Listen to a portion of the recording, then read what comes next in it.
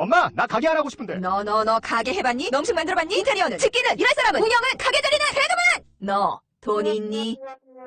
나는 요술램프 몬스터 셰프다. 네가 원하는 모든 것을 들어주마. 맛집의 맛을 똑같이 만들어줄 수 있어요? 맛뿐만 아니라 돈과 청음의 모든 비법을 알려주겠노라. 야하!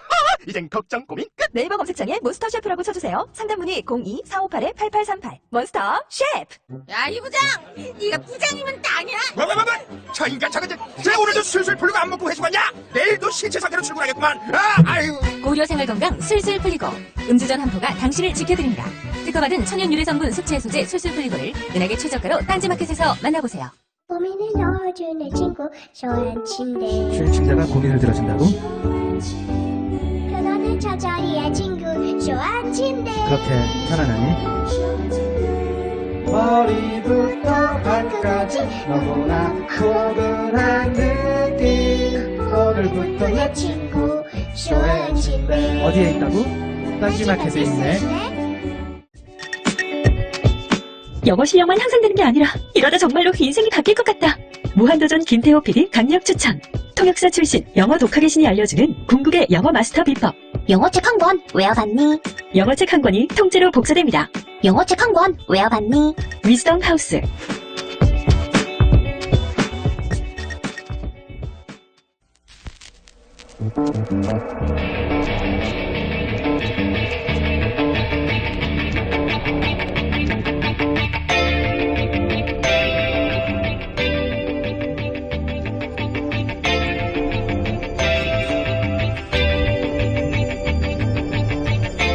안녕하세요, 김어준입니다. 정부는 어제 4대강 연구 용역 결과를 발표하며 보호에 수문을 열어 물을 대량 방류하기로 했습니다.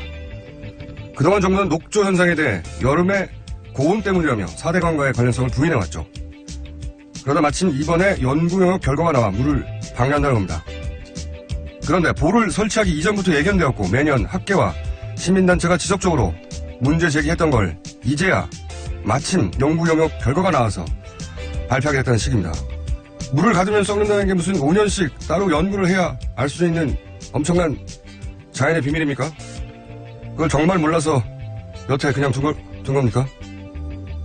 대통령이 파면이 되고 다음 정권이 들어설 시기가 다가오니까 그러는 거 아닌가요?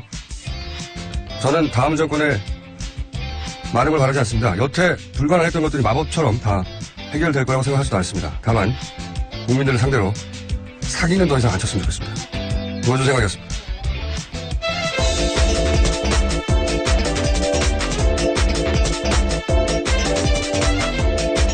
시사인의 김은지입니다. 네. 자, 9시 반이면 저희 방송이 끝난 직후네요. 네. 드디어 오늘 출석이죠? 네, 박근혜 전 대통령이 오늘 오전 9시 반 서울중앙지검으로 출석합니다. 혐의가 몇 가지더라고요. 네, 총 13가지인데요. 삼성으로부터 뇌물 433억 원 받은 등의 혐의를 포함해서요. 네. 블랙리스트 혐의 등 다양합니다. 언론들이 여러 가지 이제 뭐 포인트를 짚고 있는데, 김은지 기자는 뭐가 관전 포인트입니까? 수사를 어떤 식으로 하느냐. 아니, 이제 오늘 출석과 관련해서 전체적으로 뭘 주목해서 보실 예정이에요? 예, 우선은 오늘 나오실지를 가장 주목해서 봐야 되지 않나 싶습니다. 오늘 나옵니다. 네. 여전히 걱정이 됩니다. 아프실 예정이다가 안 아프실 예정으로 바뀌었다고. 예, 네. 몇 차례 나오지 않았던 전력이 있어서요. 여전히 반신반의하고 있습니다. 오늘은 나오실 예정인데, 저는 개인적인 관전 포인트가 조사 도중에 아프실 예정이지 않을까. 조사 도중에. 이제 나오시는 건 나오는 거고, 조사를 받는 건 받는 건데, 도중에 아프실 예정일 수 있다는 생각을 저는 합니다. 왜냐면은, 이 혐의가 너무 많거든요, 13개. 제 경험상으로는 이 정도 혐의면 무조건 자정, 아무리 빨리 해도 자정을 넘겨요. 넘길 수밖에 없어요. 그래서 아마도 변호인단은 지금 이제 점점 정치적으로 민감한 시기로 다가가고 있지 않습니까? 검찰도 역시 대선이 시작되기 전, 본선이 시작되기 전에 마무리 짓는다고 속도를 내고 있는데, 왜냐하면 대선 기간이 되면 정치적 영향 때문에 뭘 어떻게 할 수가 없이 그대로 둘 가능성이 높거든요. 대선 기간에 예를 들어서 구속해서 역풍이 불까봐 또 그렇고, 그렇게 대선 기간까지 끌고 가려고 할 수 있다. 그게 박근혜 전 대통령 입장에서는 유리하죠. 정치적 시기가 민감한 시간이 되면 어떤 딜의 여지도 열리고. 그러니까 조사가 쉽게 끝나버리면 안 된다는 거죠. 그런 관점에서, 게다가 그동안 박근혜 전 대통령 혹은 최순실 변호인들이 굉장히 좋아했던 게 이제 강압수사. 압박 수사 이런 거지 않습니까? 이런 프레임이었죠. 생각해보시면 최순실 씨 갑자기 민주주의 특검이 아니라 그러고. 네, 자백을 강요하고 있다 이렇게 외쳤었죠. 박영재 씨 부인, 김영재 씨 김영재 씨 부인 예. 박채윤 씨도 예. 아직 조사도 안 받았는데 호흡 곤란으로 갑자기 앰뷸런스 실려간 거 생각났습니까? 예, 그렇죠. 병원 갔다 왔는데 정상이라고 네, 나왔었죠. 아무런 문제 없다고. 조사를 받기 전에 너무 일찍 퍼포먼스에 들어간 거죠. 나중에 특검이 아직 조사 시작도 안 했는데. 여하간 이런 강압수사, 압박수사 프레임을 저쪽 변호인단에서 자주 구사해 왔어요.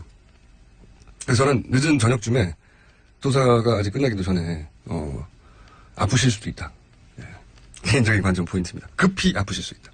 네, 사실 검찰 입장에서 한 번 더 부르기는 부담스러운 면이 있거든요. 네. 예, 그러면 조사가 사실 마무리되지 않고 끝날 가능성이 있다라는 말씀이신 거죠. 한 번 더 부르게 되는 거죠. 근데 이제 아프셨기 때문에 그 시기를 또 잡는다고 조정을 할 것이고 그러다가 이제 대선 기간으로 들어간다든지 그럴 수 있습니다.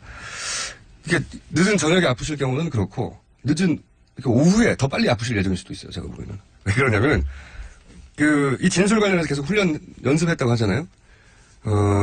근데 이제 답변은 심플하게 두 가지일 거라고 봐요. 최순실 관련은 모른다. 나는 알지 못했다. 이때까지 쭉 일관된 태도. 그리고 또 한 가지 본인이 했다는 걸 부인할 수 없는 부분은 그건 뭐 국정 운영. 예, 선의와 정책. 예, 정상적인 국정 운영이었다. 그 나머지는 묵비할 거라고 보거든요. 네. 묵비를 하면 아무것도 안 쓸 것 같죠. 묵비를 하면 점점점 찍을까요? 검찰이 조서 꾸밀 때? 아닙니다. 뭐 씁니다. 그때도 묵묵부답하며 창밖을 바라보았다. 이런 식으로 묵묵부답하며 핸드폰을 만질 것 같다. 이렇게 뭘 써요. 실제 시간이 굉장히 걸려요. 근데 그 과정에서 묵비를 하다가 검찰도 이게 자주 오는 기회가 아닌데 당연히 말로만 묻겠어요. 뭐 안종범이나 또는 정성 관련된 구체적인 진술, 뭐 녹취, 뭐 물증 이런 걸 탁 들여댈 수 있잖아요. 네, 핵심 증거들이죠. 네. 그때 묵비하기가 쉽지 않아요. 이게 묵비권 행사해 봤어요? 제가 행사해 봤는데 두 번이나 이 조사받다가 묵비권을 계속 행사하기 진짜 쉽지 않아요. 뭔가 나오면 구체적인 게 나오면 답변하고 싶어요. 근데 옆에서 변호사가 대신 말해줄 수 없거든요, 절대. 말을 시작한 걸 막을 수도 없어요. 그래서 말이 한번 터지잖아요? 변호사가 옆에서 보기에 이게 굉장히 불리하게 흘러가. 그럼 쉬는 시간 있잖아요. 쉬는 시간에 의논하에 급히 아프실 예정일 수도 있습니다. 그때. 제가 보기엔 그래서 이 기자들이 인근에 그 대형 병원, 가장 가까운 대형 병원에 미리 가 있으면 특종을 낼 수 있어요. 제가 보기에는 그런 가능성이 상당히 있다. 네. 늦은 오후에 아프실 때는 불리한 증언을 했다. 불리하게 흘러간다 그럴 때고 늦은 저녁에 아프시면은 무리하게 늦게까지 강압적으로 이런 게 아니겠는가. 또 호칭에 대해서도 지적하는 법조인들이 있었는데요. 피의자라고 부를지 혹은 박근혜 전 대통령이라고 부를지에 따라서 그런 거 하지 마세요. 조사받는 사람의 심리가 흔들릴 수도 있다 이런 지적을 하더라고요. 지금 그런 기법을 사용할 수는 있겠지만 네. 여하간 끝까지 묵비하기는 굉장히 어렵거든요. 근데 말문이 터지는 순간 저는 불리하게 흘러갈 거라고 보고 그러면 이제 옆에 있던 변호인들이 판단해서 급히 아프실 예정으로 해서 이제 가까운 대학병원 뭐 있습니까? 이쪽 그 강남 세브란스 병원 같은데 강남의 삼성병원 좀 더 멀어요. 예, 가까운 데 예. 강남 세브란스. 예. 둘 중에 한 군데 기자들 미리 보내서 뻗치게 하시면 가장 가까운 병원은 가톨릭 성모병원입니다. 그래요? 예. 서울중앙지검. 세 군데 한 군데 미리 얘기하시면 특종이 가능할 수도 있다. 예. 자, 다음 뉴스는요. 예. 제 관전 포인트는 그겁니다. 어떻게 이 난국을 헤쳐나갈 것인가. 정상적인 방법으로 안 되거든요. 너무 불리해. 예. 방법이 뭐 있나요? 뭐 아프실 예정인 거죠. 다음은요. 네, 박근혜 전 대통령 삼성동 자택 인근에서는 계속해서 친박단체 집회가 열렸는데요. 친박단체들은 검찰 출두 자체를 반대한다라고 외치기도 했고요. 뿐만 아니라 자신이 정도령이라고 외치는 사람이 나체로 시위를 하게 됐었습니다. 이거 축구 경기 같은 거 보다 보면 갑자기 관중이 난입해가지고 벗고 뛰잖아요. 예. 나체 시위를 하면서 이제 외치는 구호가 중요한데 굉장히 나체 시위도 정치적인 나체 시위도 많거든요. 예. 이 경우에는 정도령이다. 정도령 이렇게 외쳤다고 합니다. 어떤 의미인지는 잘 모르겠습니다. 정도령 이게 예. 자기가 정도령이라는 건가 아니면 박근혜 전 대통령이 정도령이라는 건가요? 아마 본인을 지칭해서 했던 말인 것 같습니다. 현장 기자들의 주어는 이야기 없는 들어보면. 예, 예. 나는 정도령이다 아니면 너는 정도령이다도 아니고 그냥 이게 이제 뭐랄까요 다 모이네요. 지난 며칠 전에는 마마라고 부르는 분도 오지 않았었나요? 네, 60대 여성분들이셨는데요. 정말 억울하고 원통해서 3일을 굶었습니다. 죄송합니다, 마마. 이렇게 이야기했다고 합니다. 3일을 굶었다고? 예. 여기서 마마는 호환 마마입니까? 이분도 서로 연락하나요? 굉장히 보기 드문 분들이 한꺼번에 다 나오시네. 네, 또 어제는 훈장 차림을 한 연두색 두루마기와 정자관을 쓴 분이요. 국민교육헌장을 읽기도 했다고 합니다. 그 앞에서요. 아니 훈장 복장을 하고 국민교육원장을. 네, 네, 그 이유도 정확하게 모르겠습니다. 참. 이분들 연락하나 봅니다, 서로. 예. 퍼포먼스 현장입니다. 자, 이게 이런 식으로 학교 근처고 주택가인데 벌어지면 이 주변 주민들은 어떡하나요? 네, 그래서 지난 4일간요, 112에 신고된 건만 150건 가까이 된다고 하는데요. 주민들 신고 내용을 보면 이렇습니다. 일행과 대화하는데 옆에서 대화 듣고 박사만 회원 7명 가량이 몰려와서 사과하라. 이렇게 외쳤다고 하고요. 앞에서 듣는다고? 예. 그래서 듣는데 지나가다가 왜 사과하라는 거예요? 들리지 않게 말을 하던가. 네. 게다가 박사모로부터 태극기를 들지 않았다는 이유로 빨갱이 나타났다라는 이유로 때렸다라는 겁니다. 그래서 폭행당했다 신고도 했었고요. 네. 뭔가 거기가 블랙 코미디 현장이 된 것 같아요. 네, 그래서 어제 인근 초등학교 학부모들이요 학생 안전 보장해달라면서 캠페인 벌이기도 했습니다. 그런데 그 캠페인을 향해서도요 조작된 거 아니냐, 어디서 왔냐 이렇게 소리 질렀다고 합니다. 박근혜 대통령이 돌아가라고 한마디만 하면 되는데 이분들이 아마 이게 검찰로 출석하는 자체를 반대하겠죠. 막았을 것 같아요. 네네, 오늘 그렇게 할 거라고 합니다. 그래도 박근혜 대통령 지금 지지율 조사하면 제 생각에 4% 나옵니다. 네, 이분들이 있어요. 그 지지율이 제가 보기엔 김진태 후보에 가지 않을까. 아직 김진태 후보를 여론조사에 포함한 결과가 발표된 적이 없는데 제 생각에 한 4% 정도 나올 것 같아요. 그분이. 지난주 갤럽 조사부터 이름을 올리기 시작했습니다. 그래요? 예. 네. 이제 본 경선에 올라갔죠. 네. 4%까지도 가능하다 저렇게 개인적으로 생각하는데 그 얘기는 이따 이제 관련 뉴스 남은 얘기 하기로 하고 자 다음 뉴스는요? 네, 어제 최순실 씨 형사재판 열렸는데요. 여기에 권오준 포스코 회장이 나왔습니다. 직접 나와서 이렇게 이야기했는데요. 박근혜 전 대통령으로부터 여자 배드민턴 팀 상단 요구를 직접 받았다 이렇게 진술을 했는데요. 또 박 전 대통령 독대 이후에는 안종범 전 수석이 WK 조성민 대표의 전화번호를 건네주면서 만났다라는 증언도 했습니다. 이런 거예요. 예를 들어서 검찰이 이 진술 이미 가지고 있을 거 아닙니까? 검찰이 예를 들어서 왜 직접 그 배드민턴 팀 창단 요구를 했냐? 그럼 이건 스포츠 발전을 위해서 내가 나선 거다. 여기서 끝날 줄 알겠죠. 그런데 왜 그걸 WK가 맞도록 했냐? WK는 최순실 씨 회사란 말이죠. 최순실 씨가 개인적으로 하는 회사인지 몰랐다. 누가 소개해줬냐? 최순실 씨밖에 없거든요. 답변이 하다 보면은 이게 빠져나가기 힘든단 말이죠. 이렇게 질문이 진행되는 과정에서 예를 들어서 스포츠 발전을 위해서 그랬다. 근데 왜 WK가 그러면 스포츠 발전을 왜 꼭 최순실 씨 회사가 해야만 하느냐라는 각도로 좁혀 들어가면 갑자기 묵비를 하면 또 불리해요. 진술이. 답변을 하기도 애매하잖아요. 이런 상황, 불리한 상황이 닥치면 아프신 거 말고는 어떻게 나갑니까, 이게. 맞아. 근데 그거를 본인은 모를 수 있지만 옆에 앉아있는 변호인 입장에서는 이거 불리하게 들어간다. 나중에 진술서가 불리하겠다 싶으면 앰뷸런스 부를 수 있습니다. 다음 뉴스는요? 예, 또 어제 형사재판에서요, 최순실 씨 경북조 라인이었던 KD코퍼레이션 대표가 나와서요, 최순실 씨에게 샤넬백에 이어서 4천만 원도 줬다라는 진술을 다시 한번 확인한 건데요. 새롭게 나온 이야기도 있습니다. 이 KD코퍼레이션 대표가요, 삼성에 납품하고 싶다 이렇게 이야기하자 최순실 씨가 삼성은 얘기가 안 먹힌다 라면서 잘랐고요. 이후에 현대차는 가능할 것 같다면서 거기를 해줬다라는 거죠. 삼성은 내 거라는 거죠. 내가 먹는다. 네. 삼성 건들지 마. 새로 나온 내용이네요. 예. 샤넬백 4천만 원은 뭐 계속 나왔던 얘기인데 여기서 원래는 삼성이 하고 싶었는데 삼성이 내 거야.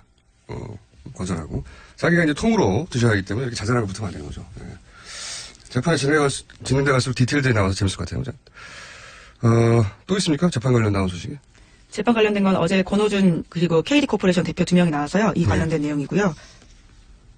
미르재단, K스포츠재단 설립이 취소됐다는 뉴스가 어제 나왔던 것 같은 그죠? 네, 문화체육관광부가 그렇게 결정했습니다. 두 재단이 불법적인 설립 운영으로 인해서 공익침해 상태가 됐기 때문에 이를 처분을 취소한다라고 하는 건데요. 없어지게 된 겁니다.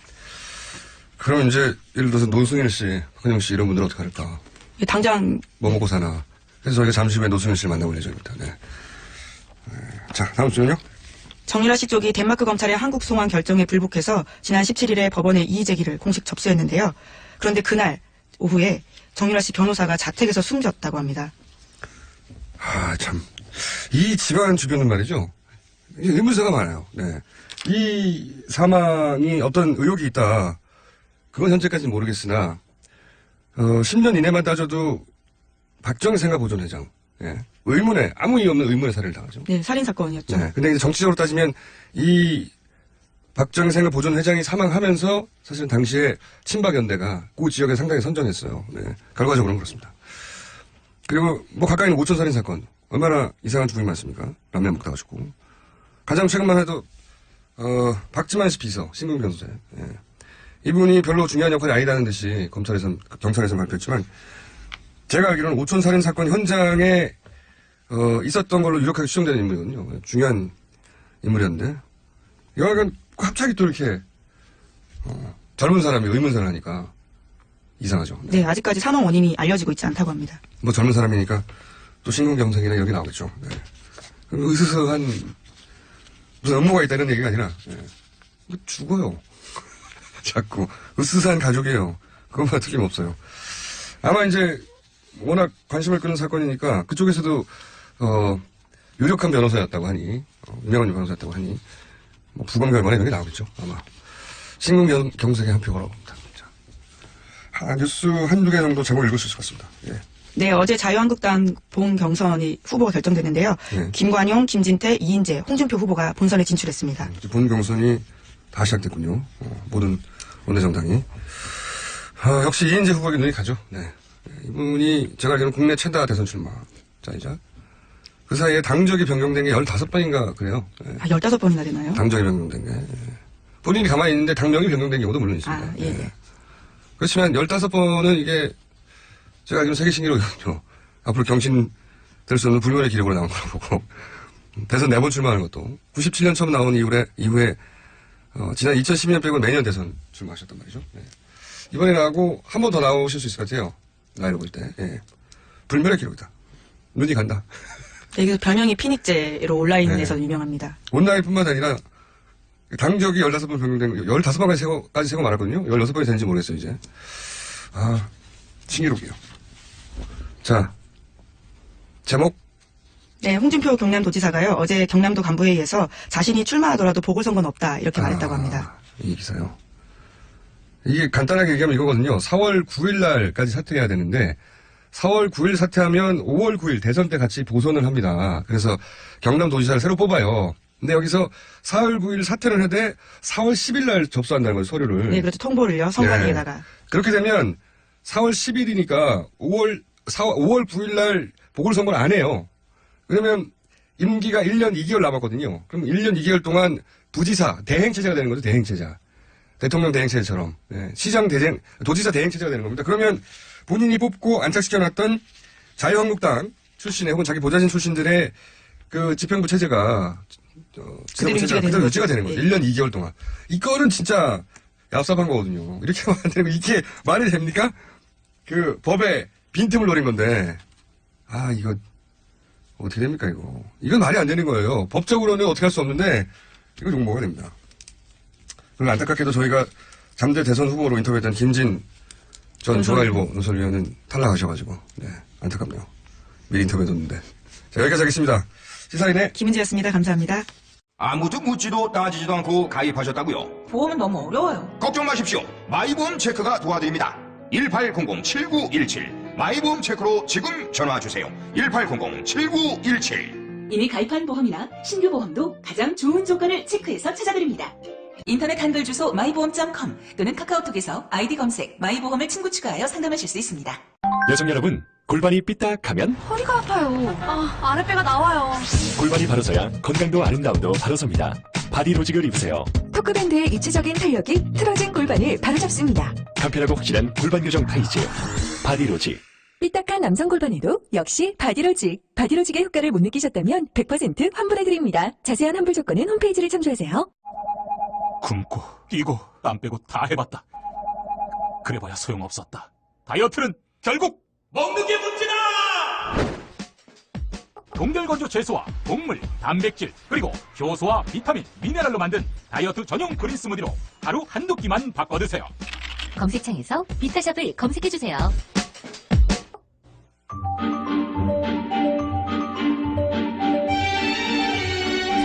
자, 오랜만에 이런 시간에 만납니다.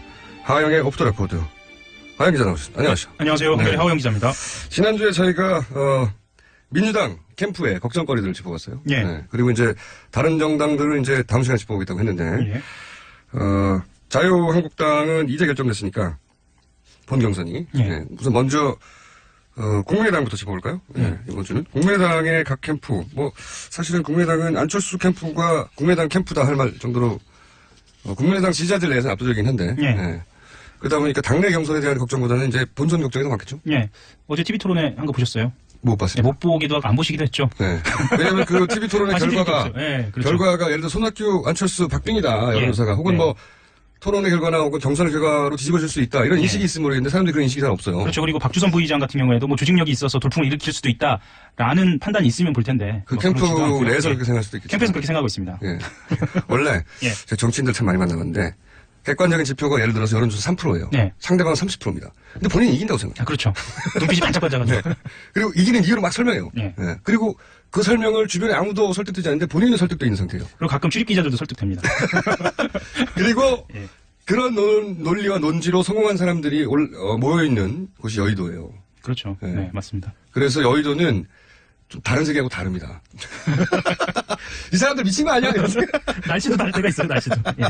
듣다 보면 다 미친 거 아니야? 심탄으로 이런 생각이 드는데 예. 그래서 자기들끼리만 놀다가 일반인들이 전혀 이해할 수 없는 결정을 집단으로 내기도 하죠. 그렇죠. 네, 그런 일이 벌어지는 곳입니다. 자, 어쨌든 모두가 다 자기가 이긴다고 생각해야 정치를 할 수 있어요. 예. 네. 그런데 안철수 캠프 걱정거리는 뭔가 지금? 뭐 가장 심플합니다. 지지율이죠. 지지율. 예. 네. 그 구도는 만들어지고 있다고 생각을 하고 있습니다, 본인들은. 구도가 만들어지려면 사실상 단일화가 되고 누군 포기하고 해야 되는데 예. 이번 대선은 양자 대결까지는 안 될 것 같은데요. 양자 대결은 되지 않아도 네. 일단은 그 더불어민주당에서 문재인 대표가 유리하다고 네. 이쪽에서 판단하고 있습니다. 그건 뭐 까봐야 알겠지만 네. 이쪽에서 판단하고 있고 여권 범여권에서 제3지대 통으로 봐도 홍준표 지사 정도 그리고 이쪽에서는 또 바른정당에서는 그 두 사람 중에 한 사람 정도 하면 네. 뭐 범여권 한 사람에서 두 사람 그리고 나머지는 이제 더불어민주당 대표 한 사람 그리고 본인 이래서 본인들이 원래 그러니까 국민의당에서 원래 생각했던 문안 구도로 갈 수 있다 그리고 가고 있다라고 판단을 하고 있죠. 다른 예. 제가 보기에는 예를 들어서 자유한국당의 후보 네.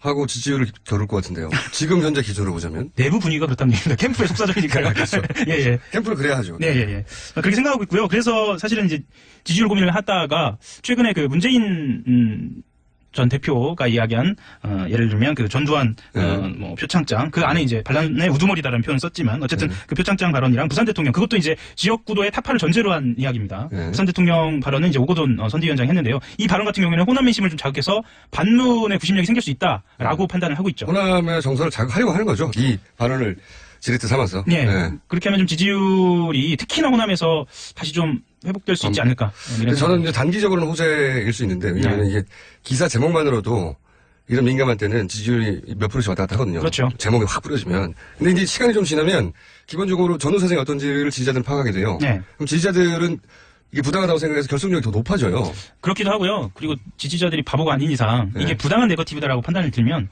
오히려 더 상대에게는 구심력이 세지죠. 저는 그렇죠. 단기적으로는 분명히 호재라고 판단할 수 있을 것 같은데 저는 이런 소재는 좀만 길게 보면 이게 호재가 아니에요. 자기들한테.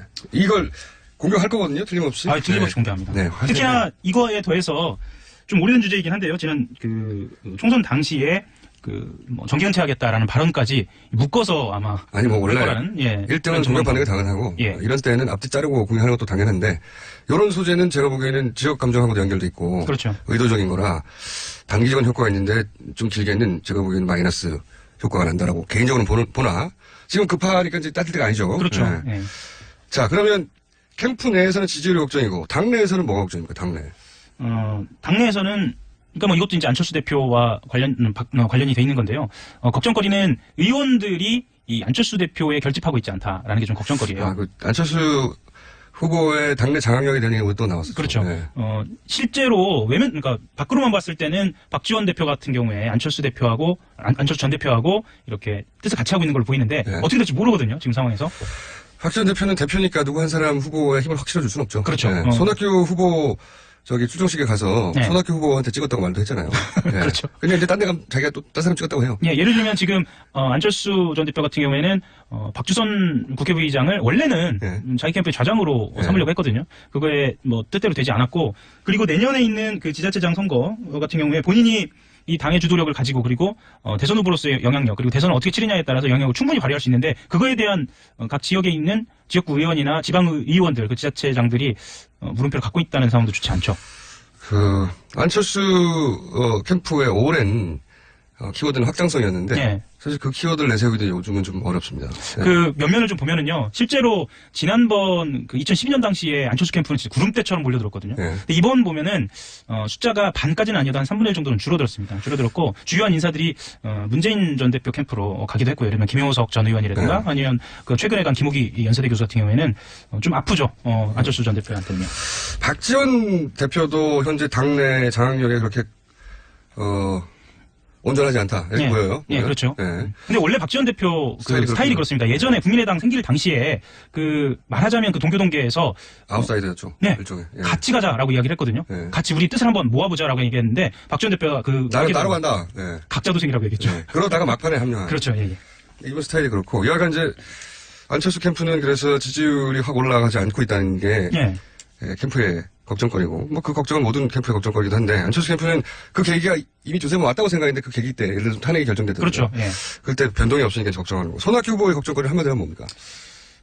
사람들이 지금 경선을 치르고 있는지도 잘 모른다. 뭐 이건 지지율보다도 왜냐하면 이 국면마다 본인이 예를 들면 국민의당 입당할 때도 그렇고요. 네. 뭐 최근에 그 본인이 이제 출마 선언할 때도 그렇고 이게 출마 선언하니까 중앙일보의 홍 회장이 그렇죠. 갑자기 이런 얘기가 나와가지고. 예. 그래서 그게 그래서 저는 이분이 뭘 예. 무슨 정치적 중요한 결정을 내리면 예. 이분의 중요한 결정을 바라보는 게 아니라 오늘은 무슨 일이 생길까. 그래서 오히려 이런 이야기도 나옵니다. 예. 이 불운이라는 게요. 일종의 어떤 그 사람에 대한 스토리를 만들어내서 그 스토리만 해결되는 게 문제죠. 그렇죠. 그게 문제입니다. 그게 고민거리입니다. 아, 참. 기자들한테는 사실 손학규 전 대표가 굉장히 인기가 좋습니다. 그렇죠. 예. 대인 스킬도 좋고 예. 말도 잘 받아주고 예. 예. 말이 좀 길 뿐이지. 예. 구설도 없고요. 예. 예.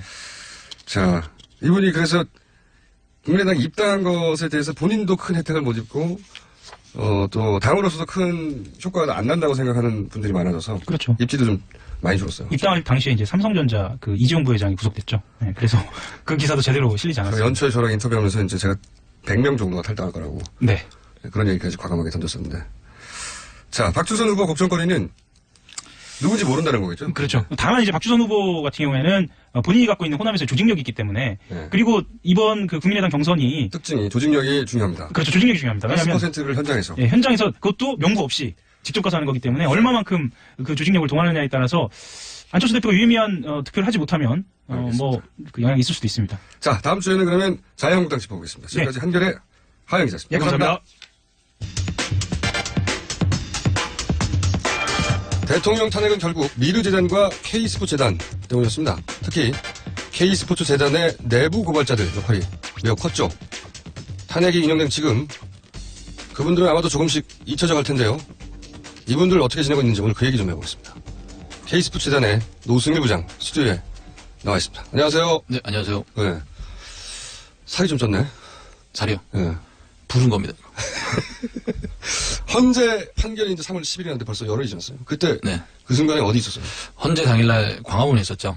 광화문에? 예, 예, 광화문에 이제 정면에 보니까 이제 스크린 한 3개가 있더라고요. 네. 거기에서 그냥 혼자 조용히. 네. 스크린을 쳐다보고 있었다. 네, 네. 근데 초반에는 떨리지 않았어요? 계속 사유들이 기각될 때? 그렇죠. 처음에는 그 이정미 전 헌법재판소장이 이제 발표했을 때는 하나 둘 나왔을 때는 인용이 안 되는 걸로 쭉 나왔었거든요. 그때 내심 무슨 생각했어요? 진보는 이렇게 매일 보수한테 지나 그 생각을 했었죠. 그 부분에서. 네네. 그리고 본인 운명에 대해서도 저요? 저는 상관없었어요. 기각이 되든 뭐. 이러다가 나 예. 감옥 가는 거 아닐까? 거기까지 생각 안 했어요. 예. 다만 망했다. 그렇게 생각도 안 했고. 인용의 순간에는? 인용의 순간에는 눈물을 흘렸죠. 저도 모르게. 지난번에 제가 교통방송에 나와가지고 얘기했던 종합형 스포츠클럽 전면 개편 방안. 그 정확히 문구에 들어있던 거거든요. 예, 예. 인용 예. 문구에. 예. 그거로 인해 가지고 거기에서 뭐 본인이 했던 일이잖아, 그게. 예, 예. K스포츠에서 했던 역할, 뭐 WK 역할, 거기에서 뭐 대통령이 최순실한테 사익을 추구하게끔 만들어줬다. 그 부분이 이제 정확하게 인용이 되면서 저는 남달랐죠. 그러니까 본인이 했던 일이고, 예. 나중에 본인이 그걸 내부 고발을 했고, 그게 예. 정확하게 예. 탄핵 사유가 된 거잖아요. 그렇죠. 예. 눈물이 날 만도 했겠다. 아니 근데 이제는 다시 일상으로 돌아가야 되는데 내부 고발했다고 누가 먹여 살려준 것도 아니고. 그렇죠. K스포츠 아직도 소속이죠. 예, 지금도 K스포츠 소속이고요. 예. 근데 최근에 월급이 안 나온다고 그러는데 왜 월급이 안 나와요? 지난달에서부터 월급이 안 나왔었는데 왜? 그 부분이 이제 정동춘 전 이사장이 그 해임이 되면서 그때 이사회 해가지고 해임했잖아요. 예. 그러니까 정확하게 말씀드리면 해임이 아니라 연임이 안 된 거죠. 연임이 임기가 안 끝난 거지. 예, 임기가 끝나고 연임이 안 된 상태에서 본인이 이제 법인 인감을 갖고 나가신 거죠. 그래서 아니 더 이상 이사장이 아닌데 왜 법인 인감을 가져나요? 본인은 이사장직만 그만이지 뭐 나는 상임이사 아직까지도 상임이사다 이런 얘기를 한 거예요. 본인의 주장이 예. 연임이 안 됐으면 더 이상 예. 법인 도장에 대한 권한이 없잖아요. 그렇죠. 예. 도장을 갖고 왔어요? 예, 도장을 갖고 가서 은행 가서 비밀번호하고 통장을 바꾸는 바람에 예, 저희가 이제 지금 재단도 지금 단추한 상황이 뭐냐면은 월세도 밀려 있고. 아니 그럼 전 직원이 월급을 못 받고. 예. 왜냐면 통장에 통장과 도장 바꿔버렸기 때문에. 네네. 전 직원은 못 받고 월세도 못 내고. 예, 지금 공과금도 좀 밀려 있는 상태고 많이 어려운 상태죠 지금 재단이. 그럼 생활은 어떻게 생활은? 생활은 이제 버텨야죠. 어떻게 하겠습니까? 지금 상황에서는.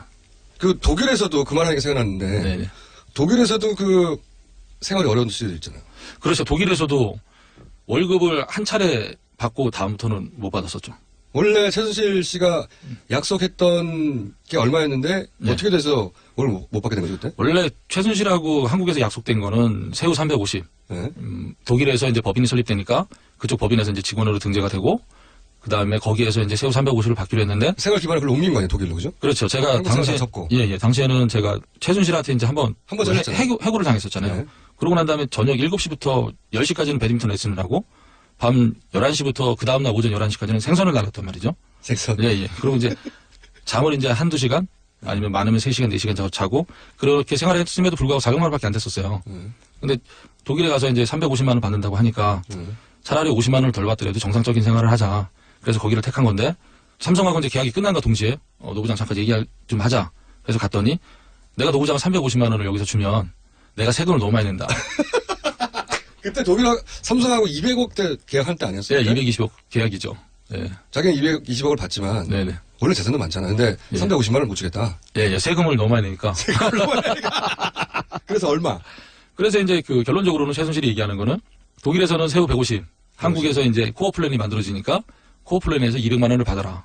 그렇게 얘기가 된 거죠. 그러니까 자기가 직접 자기 주머니에서 나오는 건 150밖에 못 주겠고 나머지 200은 한국의 법인을 하나 만들 테니까 그 법인으로부터 받아라. 자기 주머니에서는 못 내겠다. 그러니까 뭐 코어 스포츠 독일 코어 스포츠도 본인 돈은 아니잖아요. 그렇죠. 삼성에서 돈을 받아서 그 돈에서 이제 급여가 그 중에서도 150이 나가는 게 너무 아까운 거고. 그 중에서도 이제 그 세금이 나가는 게 아까웠던 거죠. 그러니까 정상적으로 독일에서 사업을 하려고 했던 부분이 아니었던 거죠. 어떻게 하면 조금 그럼 한 달 150 받고 끝난 거예요 그러면? 월급 받는 거는? 일단 거기에서 등록도 안 됐었어요. 독일에서 코어 스포츠의 그 직원으로 등록도 안 됐고 그 등록하기 전에 이제 그런 얘기를 했었거든요. 그 기간 동안 왜 최순실 씨가 자꾸 딴 데로 옮겼잖아요. 그때 당시에 저도 황당했었어요. 그렇게 이제 밥도 못 먹고 난방도 안 되는 거예요. 그때 당시에 이제 10월 말쯤이었었는데 엄청 추웠거든요. 난방도 끊은 상태에서 이렇게 춥게 이제 난방도 끊었고 후식도 안 주고 단장에서 밥 말아 먹고 있는데 네네 자고 있는데 이제 누가 온 거예요. 부장님 왜? 그러니까는 저 이사 가요 그러는 거예요. 나도 짐 싸야 되냐 그랬더니 아니요 부장님 여기 계셔야 돼 이러는 거예요. 너무 황당하잖아요. 그래서 와이파이도 끊고 당시에 또 그래서 이제 박원 원장님한테 전화를 했죠. 이만저만 하다니까는 먹을 건 있냐 내가 일주일 있으면 들어가니까 일주일만 기다려라 그랬는데 그래서 먹을 것도 없다 그러니까 데이비드한테 이제 박원 원장이 전화를 한 거죠. 그래서 충격인데 라면 5봉지예요. 5봉지? 예. 떠나면서 준게 라면 5봉지? 예. 데이비드를 통해서? 예. 5봉지? 예, 5봉지인데 거기서 이제 그 일하는 직원들이 그 짐을 옮기면서 이제 말이 이제 한 마리씩 옮기니까 저녁에 와서 라면 또 5봉지 중에 3봉지를 또 끓여 먹는 거죠. 처참한 생활이었네. 그러다가 이제 한국에 들어온 거죠. 그렇죠. 버티다가 돈을 안 줬고 계약대로 안 됐고. 최순실 돈도 많은데 왜 그렇게까지 짜게 굴었대요? 그 이유는 저도 잘 모르겠어요. 왜 그런 생활을 하는지는 잘 모르겠고 그 직원들을 도구로 많이 했나? 그렇죠. 그냥 음식점에 놓인 이쑤시개로처럼 생각했던 거죠. 그러니까 필요할 때만 잠깐 쓰는 거예요. 이쑤시개 저희가 항상 갖고 다니는 건 아니잖아요. 그러면 지금 또다시 사람들한테는 알려졌지만 그 K스포츠 굉장히 악연이네 진짜. 최순실 씨하고 엮이기만 하면 지금도 월급이 안 나오니까 어떻게 먹고 살아요? 빨리 정해야죠. 또 배드민턴 레슨을 하든 아니면 또 생산시장 나가서 또 생산 나르든. 배드민턴 강사? 뭐 그 생활 또 다시 해도 상관은 없는데 지금 현재 몸 상태가 배드민턴을 가르칠 수 있는 몸 상태는 아니거든요. 그러니까 이론만 바탕이 되면 안 돼요. 그러니까 어느 정도 이제 그 동호인들하고 게임도 뛸 수 있는 몸 상태가 돼야 되는데 지금 현재 동호인 분들은 실력이 많이 올라와 있어요. 그래서 그분들하고 지금 뛰어도 제가 질걸요. 저도 한 6개월간 레슨을 받고 그다음 몸을 만든 다음에 코치 생활을 해야 될 것 같아요. 그 아주 높은 레벨 동호인들 말고 전국에 배드민턴 동호인이 얼마나 돼요? 제가 알기로는 한 800만 정도로 알고 있어요. 굉장히 많네. 그 중에서 이제 초보나 중급 정도. 네네. 전국 배드민턴 동호회 한마디 해줘요, 그러면. 네. 이 방송을 듣는 분들에게. 아, 저요? 좀 일자리 좀 주세요. 구인 광고. 네. 노승의 코치가 몸을 조만간 만든다고 하니까. 예, 예. 연락 부탁드리고요. 예, 섬도 가겠습니다. 저기, 독일. 예. 재산을 안민석 의원은 계속 추적한다고 하는데. 네네. 거기, 독일 관련해서는 본인이 도와줄 부분이 있잖아요. 그런 일을 하게 되면. 예. 계속 참여하실 생각이세요? 근데 제가 독일에서 뭐 도와드릴 부분은 그거밖에 없어요. 그러니까 최순실이 봤던 부동산 부동산들. 물건지 그거밖에 없어요. 그러니까 뭐 제가 뭐를 알지 못하기 때문에 단지 최순실하고 어떤 물건지를 봤는지 그거밖에 모르기 때문에 더 이상 뭐 도와드릴 부분은 없을 것 같아요. 그러면 예를 들어서 K스포츠 재단 관련해서 네.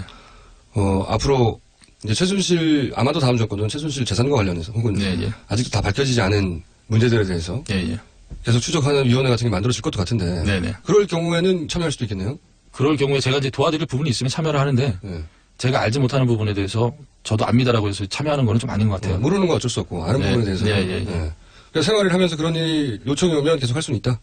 네, 이제 제가 아는 부분에 대해서는 도와드릴 수 있는데 저도 이제 먹고 살기가 이제 목돈이 이제 포도청이라. 아니 그러면 그렇게 중간중간 힘들었고 최순실 그 게이트 터지고 난 다음 또 최근에는 그러다 안 나오니까 네. 지금 가장 큰 고민이 그런 거겠네요. 그렇죠. 지금 상황에서는 생각하는가. 일단은 지금 현재 가장 큰 고민은 박근혜는 탄핵이 됐고 네. 최순실은 구속이 된 상태고 네. 그 여타 사람들도 다 구속이 됐지만 1심도 지금 안 끝난 상태란 말이죠. 그렇죠. 어떻게 될지도 모르죠. 예, 예. 그리고 이 사람들의 그 대법이 언제까지 갈지는 몰라요. 빠르면 뭐 올해 끝나겠죠. 빠르면 대법이 올해 끝나겠는데 그 전까지는 어떠한 그 정상적인 직장을 못 구할 것 같아요. 아, 그 일 때문에? 예, 예. 왜 그러면 그러냐면 증인으로 불려나가기도 하고. 예, 예. 뭐 제가 정상적인 직장을 구한다 하더라도 뭐 검찰에서 또 뭐 도와달라고 하고 재판에서 증인을 나가고 하게 되면 이거 어렵지. 예, 고용주 입장에서는 굉장히 까다롭거든요.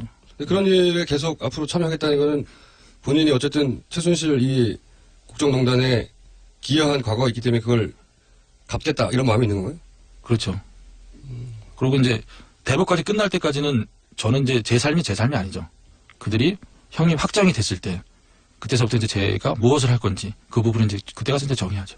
그때까지는 지금 밀어두고 있는 거예요? 예, 힘들지만 뭐 전국에 계신 어르신들한테 죄송하지만 파지를 줬더라도 예, 거기에 그 신경 쓸 수밖에 없는 상황이죠. 예. 거기까지가 내 역할이다. 네, 재판이 네, 끝날 때까지. 네, 그렇죠. 아니 제가 이제 노승일 씨를 굳이 오늘 다시 한번 뵙자고 거는 네. 사실 이런 큰 사건이 나면 꼭 내부 고발자들이 중요한 역할을 해요. 그렇죠. 하긴 하는데 내부 고발자들이 그런 역할을 한 다음에 보통 다 잊기 마련인데 네. 그 내부 고발을 했던 이유로 거꾸로 네. 그 업에서 쫓겨나거나 그 업계에서 쫓겨나거나 네. 혹은 뭐 개인적인 삶을 굉장히 망가지거나 그런 경우가 많거든요. 그렇죠. 그런 얘기 들어봤죠. 예, 내부 고발자 그 단체가 있어요. 근데 그분들 얘기를 한번 들어봤더니 엄청난 고초를 많이 겪었더라고요. 네. 뭐 직장에서도 해고됐다가 다시 복직된 사례도 있고 아니면 복직이 안 된 사례도 있고 그분들은 이제 좋은 일을 한 건데 그분들은 이제 직장 내에서 왕따를 당하거나 그다음에 이제 직장에서 해고가 되고 많은 어려움을 겪었던 거죠. 그분들은. 그러니까 본인이 그런 케이스가 되어 가는 거예요, 지금. 글쎄 어떻게 해야 될지 모르겠어요, 저희도. 이런 문제는. 어떻게 해야 될지 모르겠는데 우선은 잊진 말아야 되겠다. 예. 기본적으로. 노승일 씨한테 고마워하는 분도 많아요. 어떻게 해야 될지 모르겠어요. 예. 일단 그래서 예. 배트민턴 동호회한테 연락을 하자는 거지. 예. 연락을 기다려보자는 거지. 오늘 무슨 대단한 비리를 폭로하거나 네. 최순실에 숨겨진 재산을 폭로하려고 한 게 아니고 네네. 헌재 판결이 났는데 거기에 굉장히 중요한 역할을 했던 노승일 부장은 그러면 과연 어떻게 살고 있는지 네네. 잊혀지지 말라고 한번 짚어보려고 한 겁니다. 예, 아유, 감사합니다. 네. 네. 마지막으로 다시 한번 배드민턴 동호회 예. 전국에 계신 그 배드민턴 동호회 그 회장님들 자리 있으면 하나만 주세요. 오늘 여기까지 하겠습니다. 지금까지 K스포츠 재단의 노승일 부장이었습니다. 감사합니다. 네, 감사합니다. 네, 노승일 씨뿐만 아니라 이 게이트 관련한 내부 고발자들 동시에 생활인죠, 이런 분들이 당연히. 그런데 이런 분들은 점점 잊혀져 가게 될 텐데. 이제 재산도 찢어졌잖아요. 생활도 어려울 것이고. 뭐 대단한 도움을 줄 수는 없어도 적어도 잊지는 말자 하는 점을 짚어봤습니다. 네, 3부에서는 검찰 출두 짚어보겠습니다.